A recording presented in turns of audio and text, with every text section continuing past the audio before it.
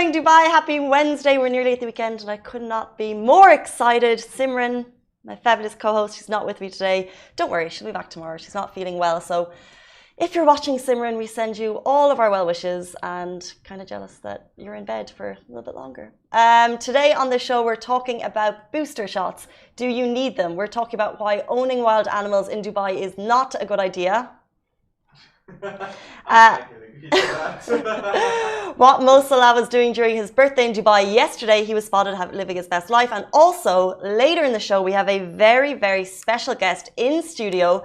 Fashion Pirate is here. She's going to talk to us all things mompreneuring and also all things high fashion. But first, before we get into all of our stories, thank you for joining. I see you on Facebook. I see you on Instagram. All your comments coming through. If you have any questions about any of the stories I've just gone through, please let me know and I'll try and get to them later in the show.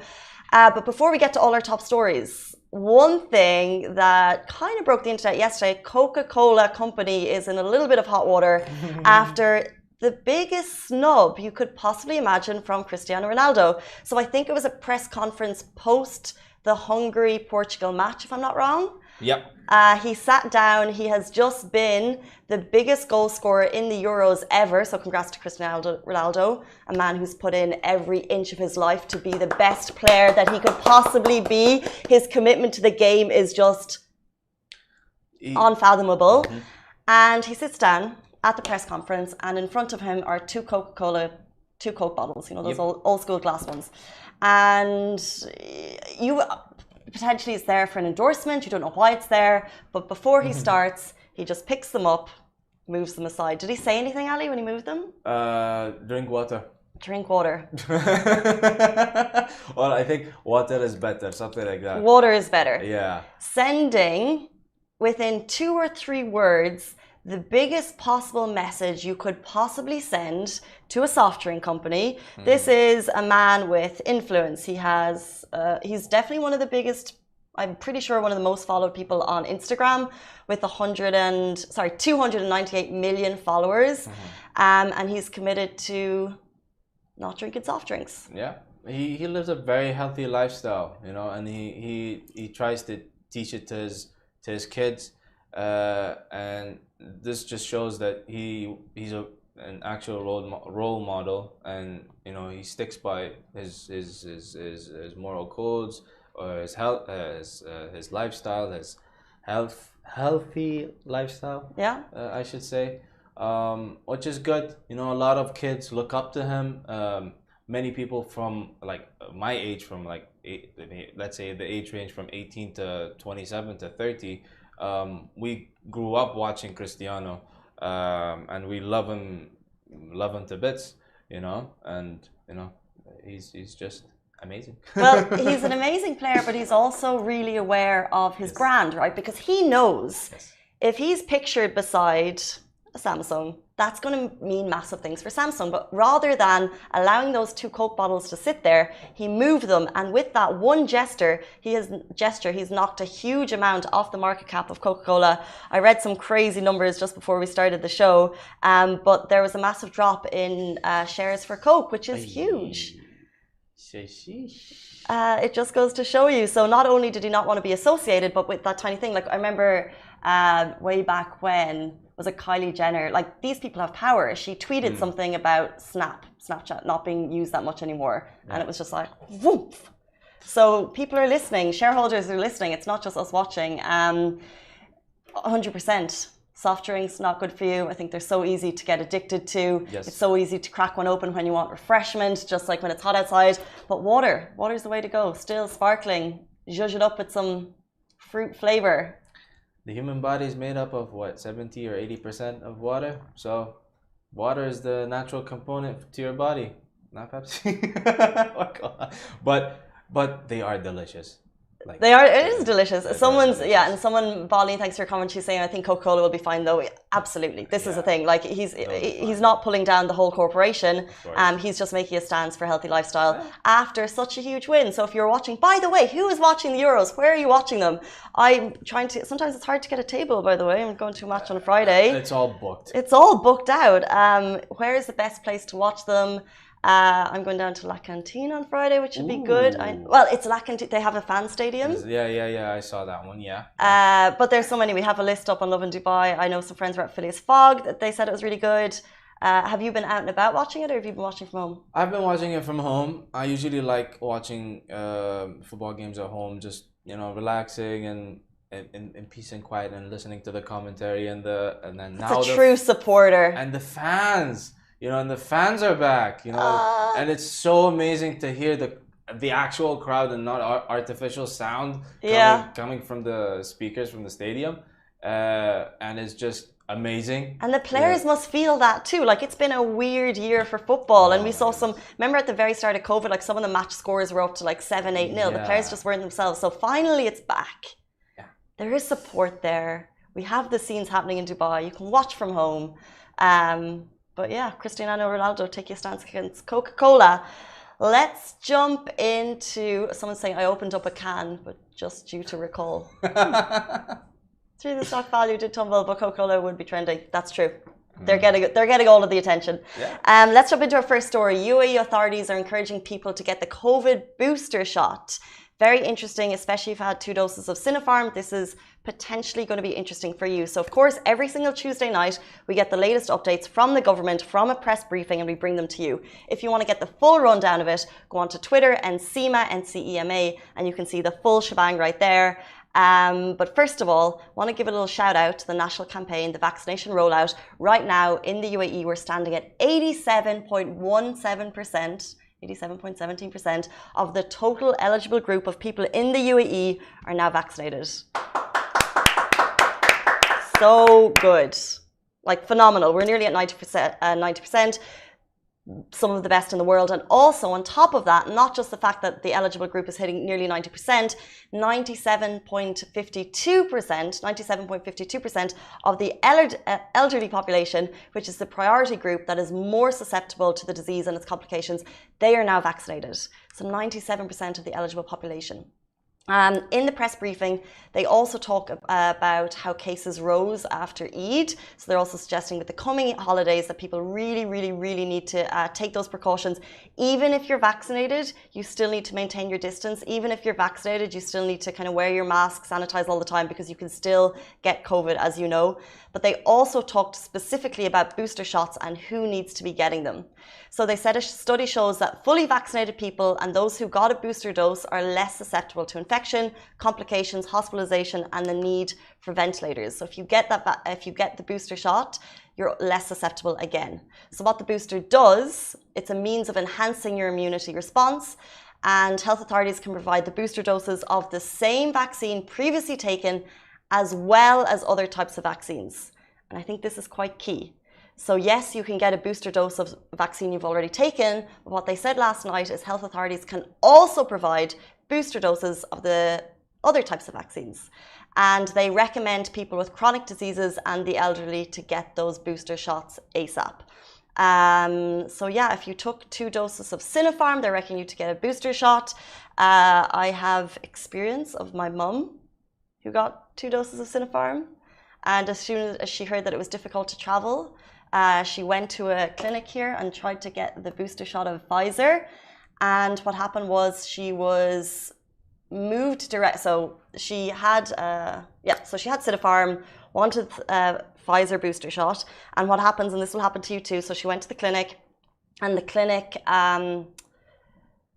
directed her to a medical professional to give her a medical evaluation. So you can't just get the booster dose. You will have to get a medical evaluation at the site. You don't have to get it you can get it at the site.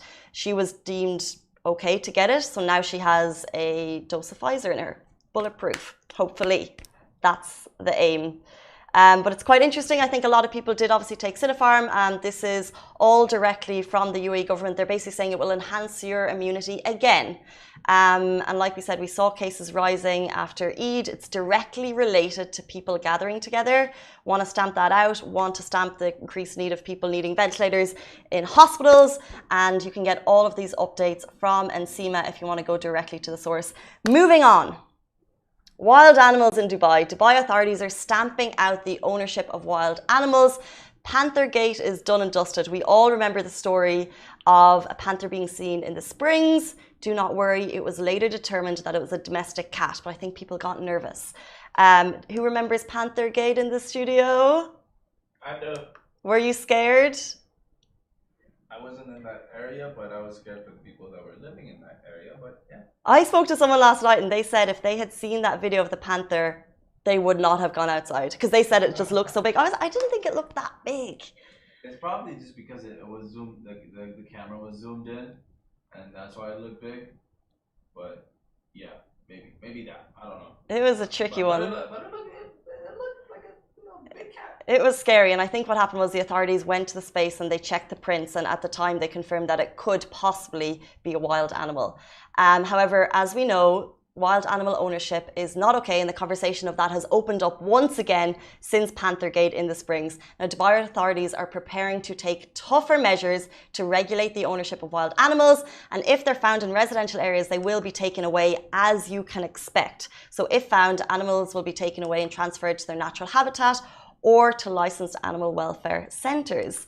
But it's a very interesting conversation because I think before, I think maybe a year or two ago, we had the conversation about wild animals in the UAE and the sale and kind of the black market sales of them. Now, we know that in specific homes and habitats, there is regulation around wild animals. And if you are able to provide I think even private farms can have wild animals.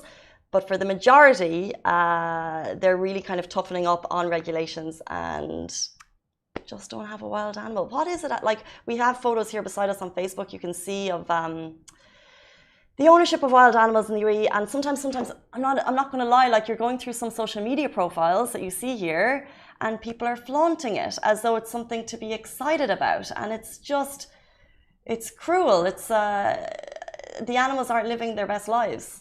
It's more like, hey, look at me. For example, I have a leopard or a lion or a tiger, and I'm wrestling with the tiger, and tiger's not doing anything. The tiger's not fighting back because it's not. It doesn't know how to fight. It's not in a good place. Yeah, it's like it's probably fed and it doesn't really care and it's just playing around. At that point, it's just like like what I'm trying to get to is like it's just for that person to feel, powerful and almighty and just to show off on social media, which is you shouldn't be playing around with dangerous animals. No, and I think even if what happened with Panthergate, and as I said, it turned out to be a domestic cat, we had 5 days of media surrounding that story. The authorities were on the case. They were searching. I told you I live in Springs and I was out walking late at night and I saw these guys at 2 or 3 in the morning going through all the time trying to find this animal. Turned out it was a domestic cat. However, if that opened up the conversation to strengthen the rules around wild animal ownership, I'm all for it. And it's a reminder yesterday from UAE authorities that the UAE's Federal Law number 22 of 2016 prohibits every natural or legal person from owning, possessing, trading or breeding dangerous animals. That being said, violators could be jailed 1 to 6 months and receive fines between 10k and 500,000 dirham. So if you have a neighbor or if you've seen or heard any rumors, this is what could happen. So just take care. No wild ownership in Dubai, please. Let's move on to our next story. We're talking about Mo Salah, who celebrated his birthday in Dubai yesterday. Happy birthday, Mo Salah. We got the most epic DM yesterday.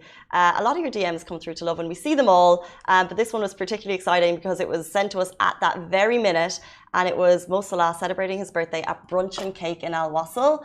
If you do know this place, it's probably the most Instagrammable friendly restaurant cafe in Dubai. The interiors are just insane, the decor is amazing, and I think even the dishes there look like they were made for art. You probably don't want to eat them, they're that good to look at.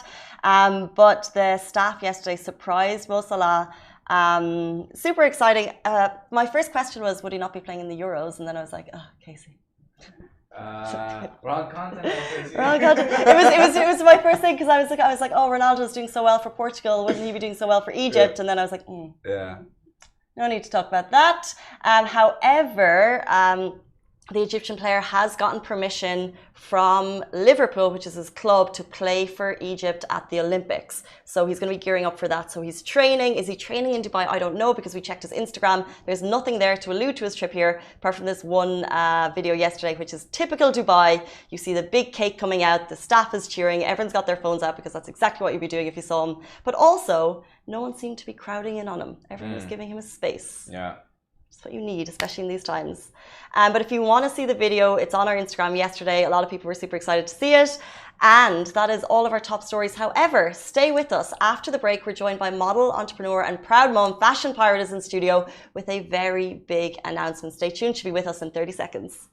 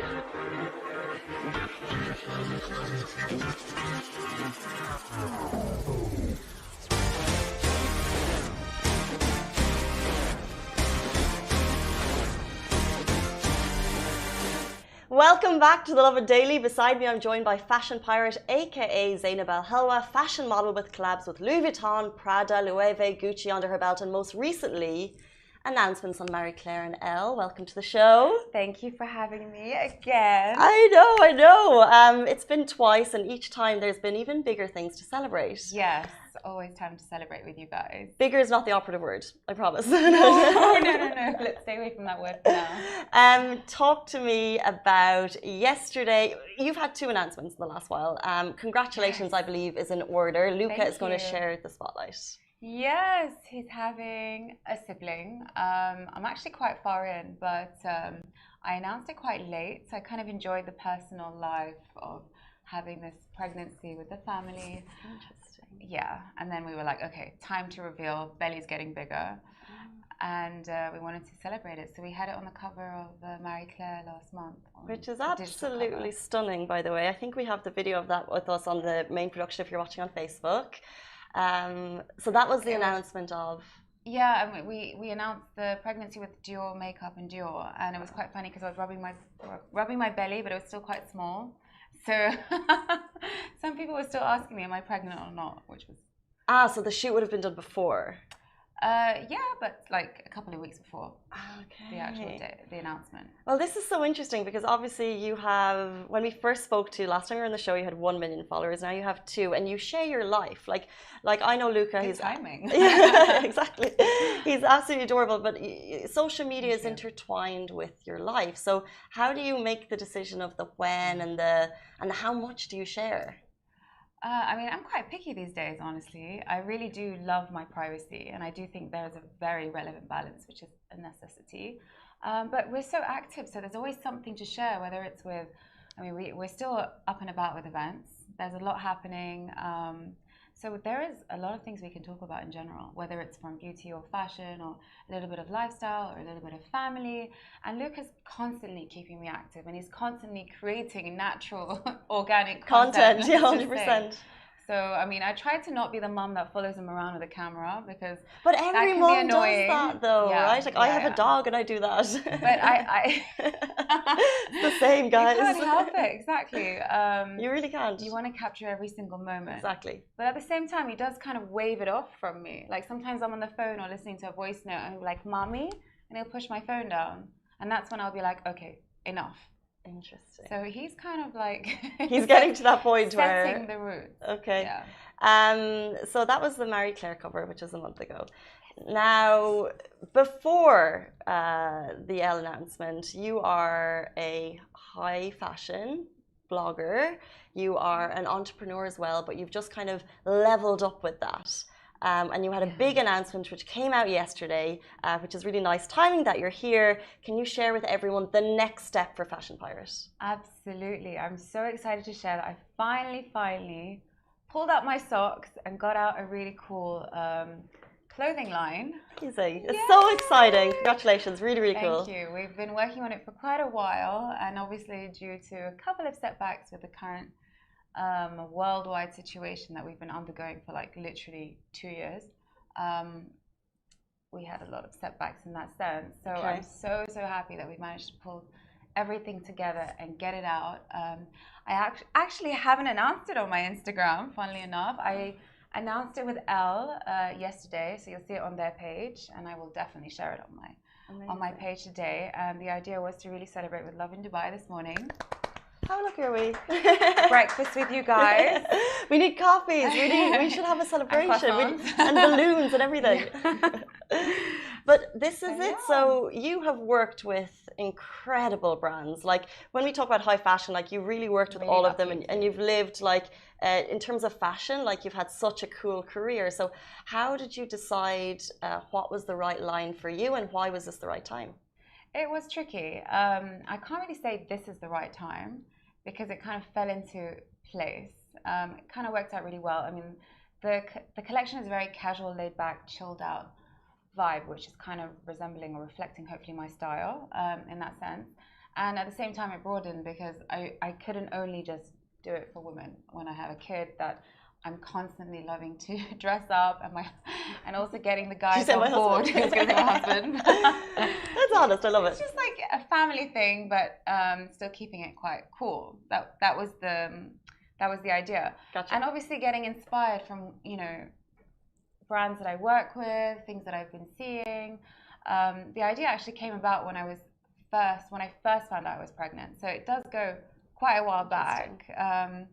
And we went back and forth on different ideas and how to really get it out and how big the collection should be and what kind of direction and everything from the color palette to the theme to the mood. I can't imagine. So many different aspects to really narrow it down. I'm really picky, so it was really difficult.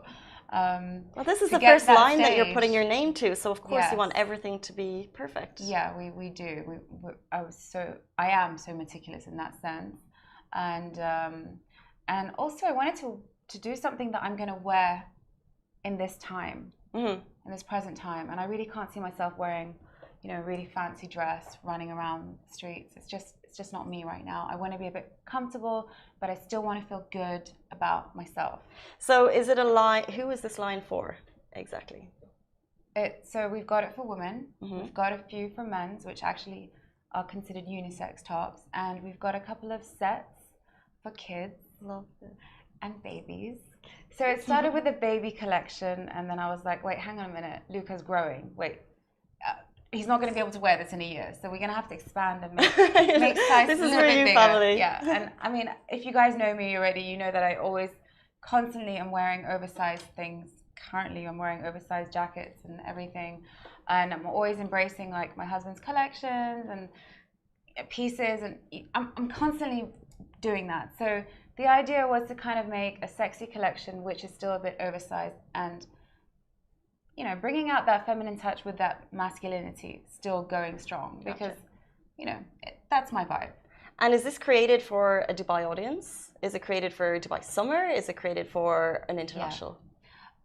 Well, you've actually marked all three. That's the idea. Obviously, we are based in Dubai, so we are definitely worldwide. I can't not have it worldwide, but because it is summer and it is hot in Dubai, we had to really mix up the collection to offer a variety of products, from little cute crop top sets with shorts to, you know, full-on cargo pants, and bodycons when you want to still enhance your figure at the same time, but keep it kind of cool and street style. The collection is 100% organic, so it's a sustainable brand. We really wanted to go into that direction. Simply, you know, I mean, that's very, very relevant to me. So that does project in the collection. We've teamed up with UNHCR to help them with the refugee situation worldwide.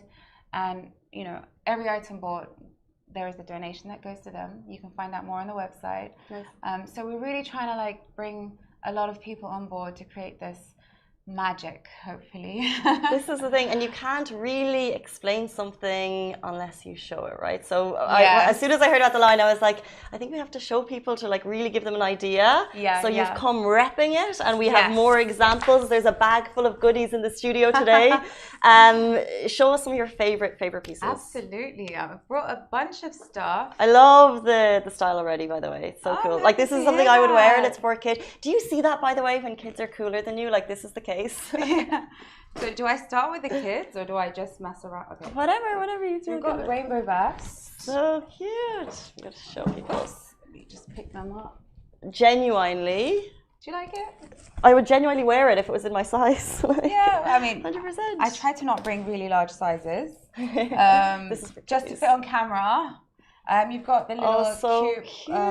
Unisex shorts for kids, and it comes with a matching top and the same set for adults. Love it. And then you've got different colors. Really cool. It's really a fun vibe, and there's a lot of like little cute quotes. Your aura is your gangster. Yeah, adorable. I was in the mood. I was in the mood. So it's a kind of like a flame, like colorful. We're using obviously a lot of tie-dye in the collection to really kind of showcase that, and the idea is to have different moods from there. And I'm really into neon. We've got this so cool. unisex for men and women and kids, and you've also got it in like bright green neon. We've got bandana prints. We've got endless. And I'm wearing one of the bodycons, but clearly it's a little bit tight for me today. It looks great. It is like, I love the fact that you can match with your kids. I think it's adorable. Yeah, just really fun and funky and kind of summery. We've got a lot of black and white in the collection as well, just so we can transition into autumn, winter. And I feel like black and white for me is a very safe color, and it's a wardrobe staple like color. Especially for kids, it's going to be easy. But I have to say, I love that you've gone unisex. I have sister-in-laws who have delivered recently and are delivering, and they don't want to buy like pink and blue. They want unisex. It doesn't matter.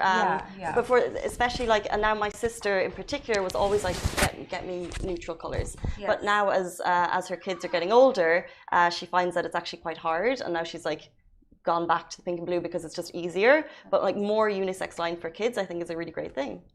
I mean, I love neutral colors because we're always like, I feel like with fashion, you're always managing to, there is no color that's specific for a guy or a girl these days, I don't know, I always do this with my husband, like I will always grab his t-shirts or whatever, and they'll be very, very manly, but then I'll stick a belt on it or wear like cycling shorts or whatever it is and just make it mine.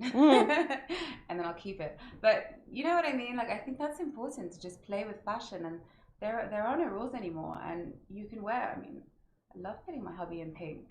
I love putting my hubby. That's amazing that you're able to do that. It's fun. Yeah, I think it's cute. So the line is here. You mentioned at the beginning that there were struggles like this.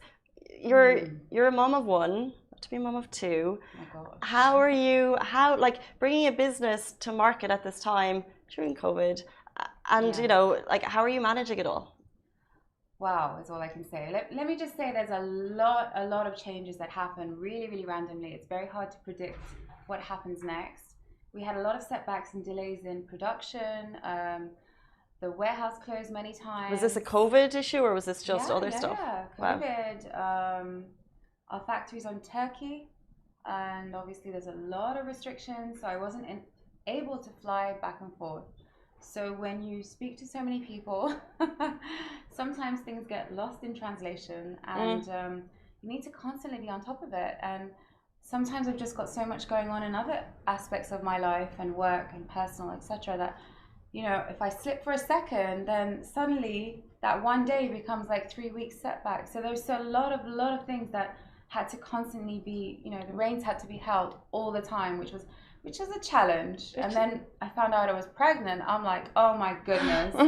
And we had a whole campaign organized to shoot abroad, and in the end we weren't able to make that happen, unfortunately. Hopefully we'll do that next season. But this is the thing, you have to keep changing and fixing with whatever life throws at you. Exactly. We had to find alternatives 24/7, and in the beginning it was frustrating. I think I'm a pro now at coming up with different... Managing and juggling, I'm sure. Yeah. I think mums are really pros at that in general. 100%.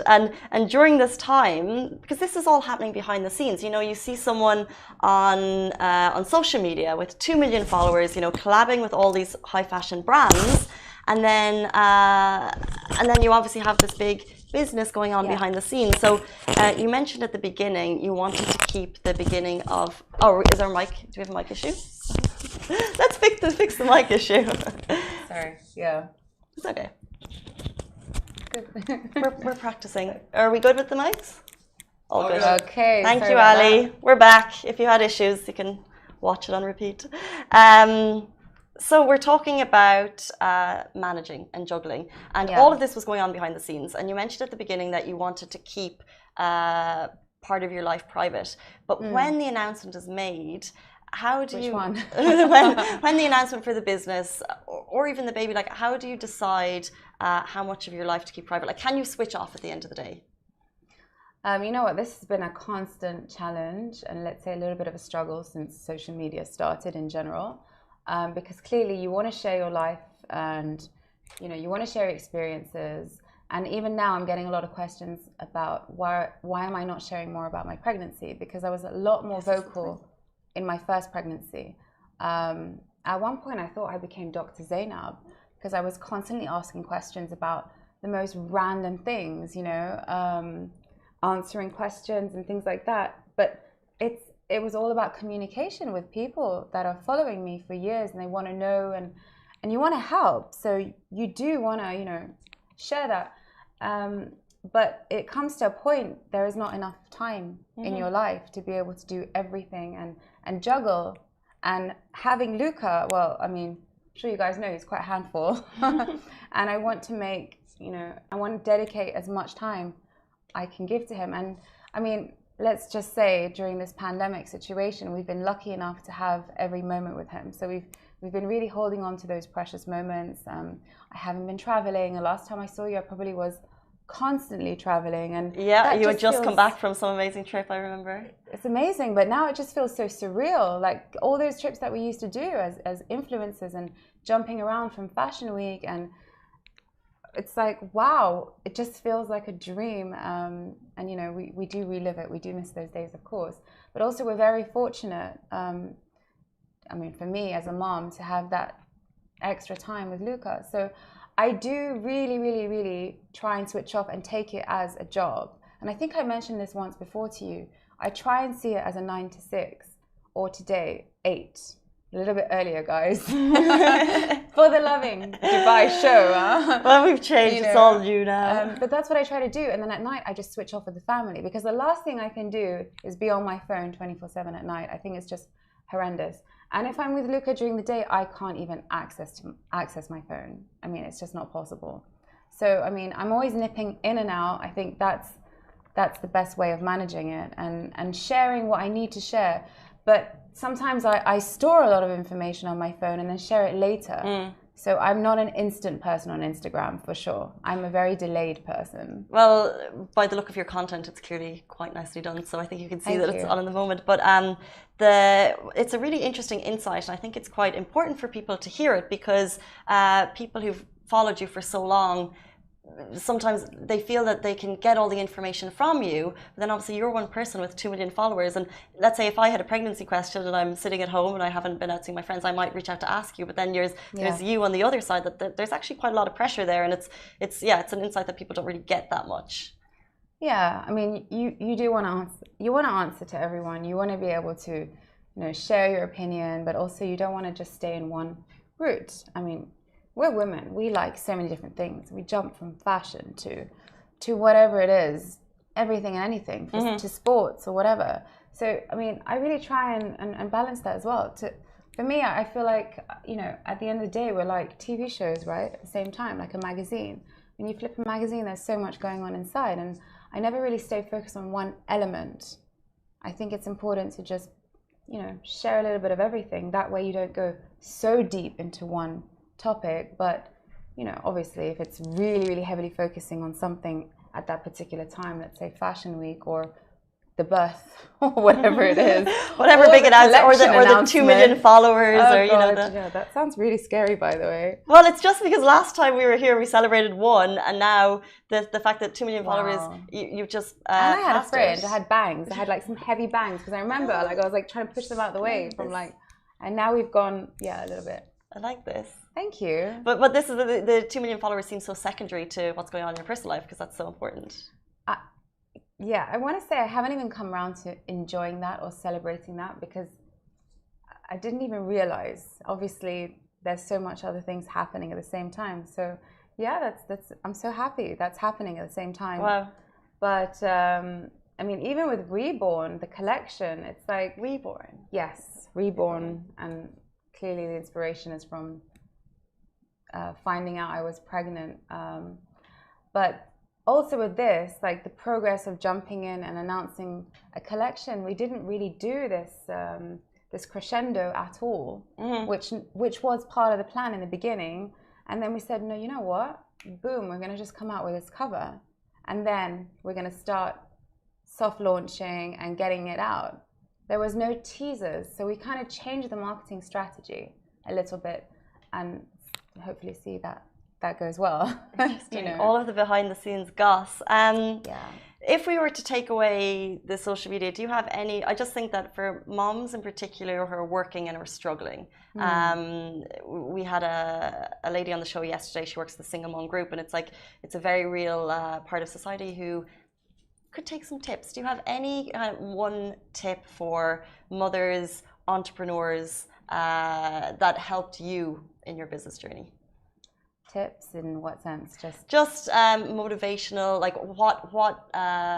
how do you focus your day? How did you take the step into a business when it was so new for you? Like what's the key there? I would definitely say take time to plan, strategize. Nothing happens overnight, is from what I learn. And I am the type of person that I get really just agitated because I want things done now. When I have an idea, I want it done now.